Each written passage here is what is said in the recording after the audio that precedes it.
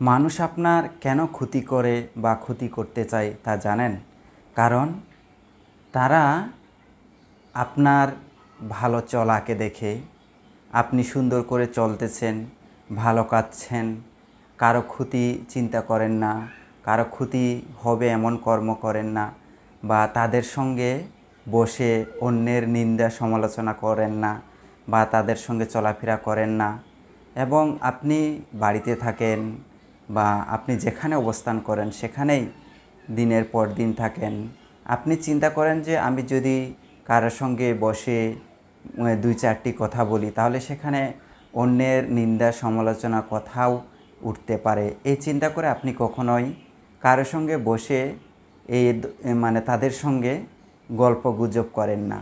তো তাদের মনের মধ্যে একটা হিংসা উৎপন্ন হয়। যখন আপনি ভালো চলবেন, ভালো খাবেন,